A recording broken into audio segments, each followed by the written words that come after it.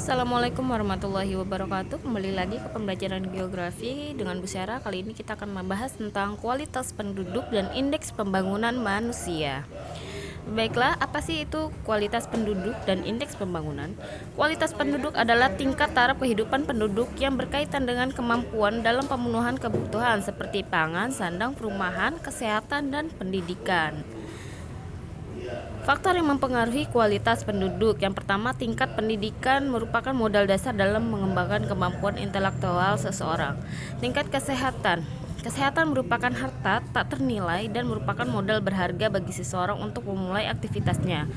Yang ketiga, tingkat kesejahteraan penduduk. Mencapai kesejahteraan merupakan arah cita-cita manusia yang ditandai dengan terpenuhinya kebutuhan pangan, sandang, dan papan. Lalu, besarnya jumlah penduduk. Jumlah penduduk di Indonesia selalu bertambah dari tahun ke tahun dalam jumlah yang lumayan tinggi.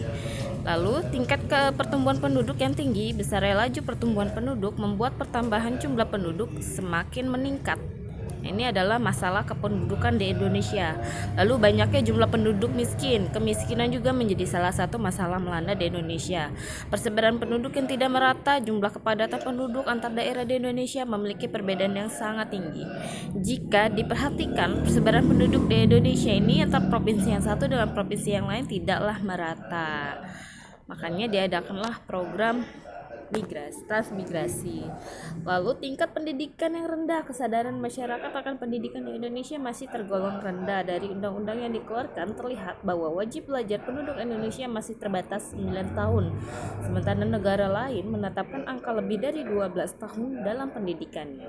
Lalu tingkat kesehatan yang rendah. Tingkat kesehatan suatu negara umumnya dilihat dari besar kecilnya angka kematian karena kematian erat kaitannya dengan kualitas kesehatan.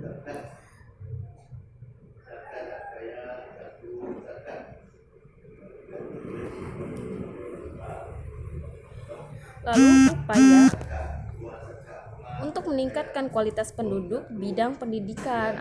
Adapun upayanya, yang pertama, perencanaan wajib belajar 9 tahun. Yang kedua, mengadakan proyek belajar jarak jauh seperti SMP terbuka dan universitas terbuka. Yang ketiga, mengadakan perbaikan gizi masyarakat. Keempat, menekan laju pertumbuhan penduduk. Kelima, merangsang kemampuan berwirausaha swasta. Keenam, meningkatkan usaha kerajinan rumah tangga atau industrialisasi. Yang ketujuh, memperluas kesempatan kerja. Yang kedelapan, meningkatkan GNP dengan cara meningkatkan barang dan jasa. Terima kasih, sekian penjelasan dari saya. Kita selanjutnya akan membahas materi berikutnya.